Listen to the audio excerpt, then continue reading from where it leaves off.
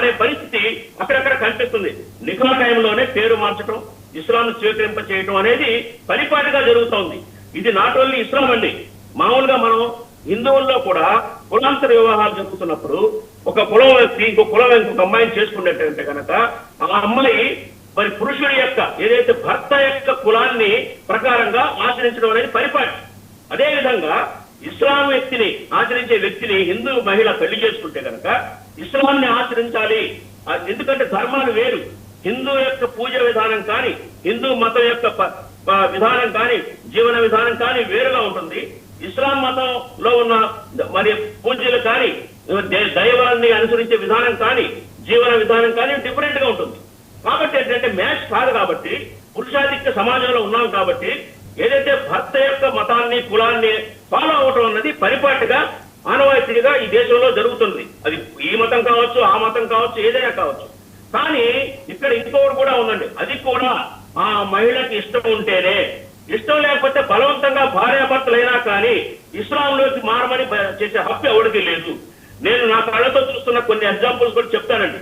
నాకు తెలిసిన వ్యక్తి ఒక ముస్లిం వ్యక్తి హిందూ అమ్మాయిని పెళ్లి చేస్తున్నాడు.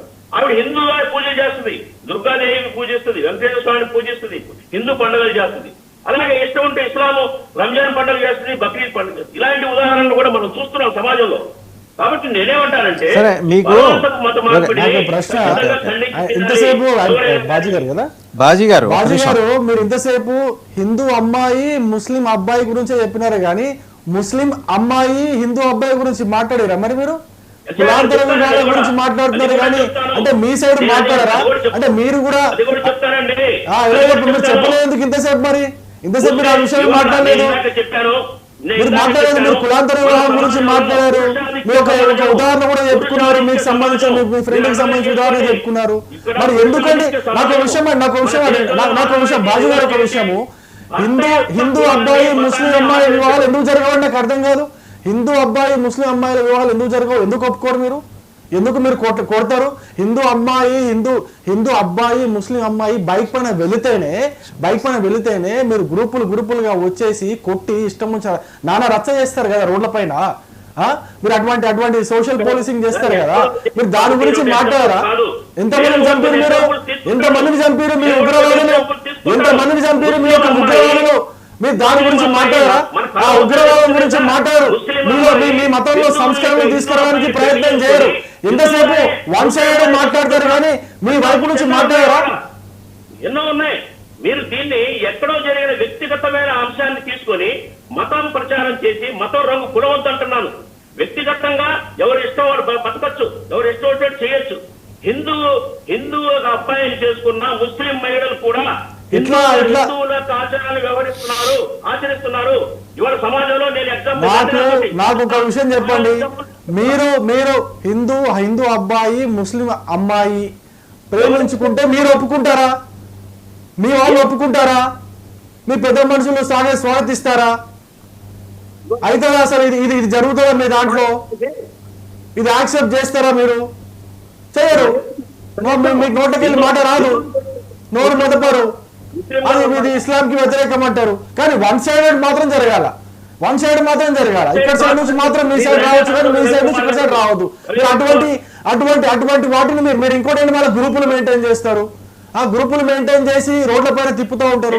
ఎవరైనా ముస్లిం అమ్మాయి హిందూ అబ్బాయితో తిరుగుతుందేమో అని పార్కుల దగ్గర కాపలా కాస్తారు, సినిమా థియేటర్ల దగ్గర కాపలా కాస్తారు, ఆఫీసుల ముందు కాపలా కాస్తారు. ఇదంతా కాపలా కాసుకుంటూ ఎవరైనా ముస్లిం అమ్మాయి హిందూ అబ్బాయితో తిరుగుతుందేమో అని చూసి దొరకంగానే పట్టుకొని రోడ్ల పైన దబాయిస్తారు, రోడ్ల పైన కొడతారు, రోడ్ల పైన చట్టాన్ని చేతిలోకి తీసుకుంటారు, ఇష్టమొచ్చే రీతిలో చేస్తారు.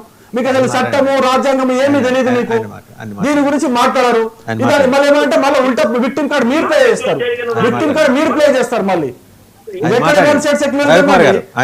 మేమే సెక్యులర్ ఉండాలి. రవికుమార్ గారు ఆయన మాట్లాడండి.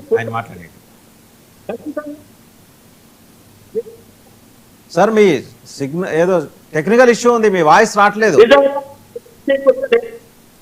మత మార్పిడులు, సెక్సువల్ అబ్యూజింగ్ జరిపి ఉంటే ఖచ్చితంగా వాళ్ళని తీసుకెళ్లి రోడ్డు మీద నరికేయండి. మేము రెడీ, మేము కూడా సపోర్ట్ ఇస్తాం. కానీ ఏదంటే దీన్ని ఒక సంస్థలో వ్యక్తిగతంగా జరిగిన అంశాలని మతం రంగు పులిమి దేశవ్యాప్తంగా ఒక చర్చకు దారితీయించి ఒక ఒక ఒక వర్గాన్ని, ముఖ్యంగా ఇస్లాం ముస్లిం వర్గాన్ని ఒక డివైడ్ చేసే విధమైన ప్రచారం చేయడం అనేది కరెక్ట్ కాదంటున్నాను. మీరు బీజేపీగా, మీరు ఆర్ఎస్ఎస్ గా మీరు కూడా సంయమనం పాటించాలా. దీంట్లో వాస్తవాలు తెలుసుకోండి. వాస్తవాలు నిజంగా ఉంటే శిక్షిస్తాం, మేము కూడా సపోర్ట్ ఇస్తాం. కానీ ఒక ఈ ఇస్లాంకి సంబంధించిన వ్యక్తులు హెచ్ఆర్ లో ఉండి ఇలా చేస్తున్నారు, హైయర్ అథారిటీలో ఉండి చేస్తున్నారు అనే దాన్ని మత రంగు పురవద్దు అంటున్నాను. నిజంగా ఇవాళ మీరు ప్రక్షాళన చేయించండి. కార్పొరేట్ జిహాద్ అన్నారు. జిహాద్ అంటే ఏంటండి? జిహాద్ అంటే ఏంటి? ఒక మనిషిలో ఉన్న అహంకారాన్ని, కోరికల్ని, ఆశల్ని మీద చేసే పోరాటం. ఇస్లాంలో, అరబిక్ లో ఉన్న జిహాద్ అర్థం అది.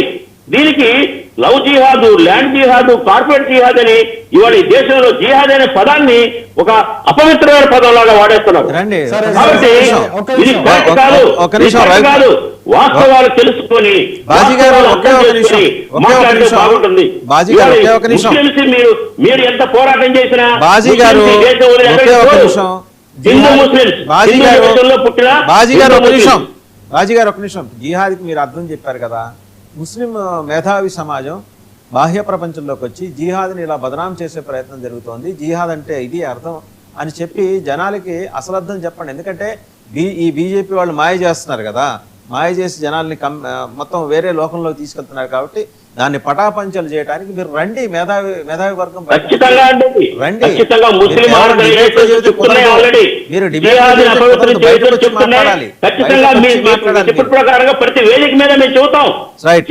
బషీర్ గారి దగ్గరికి వెళ్దాం ఒకసారి. బషీర్ గారు ఒక male employee Tata consultancy services లో నాసిక్ బ్రాంచ్ లో వాళ్ళు ఆయన ఏమన్నారంటే, వన్ ఆఫ్ ద అక్యూజ్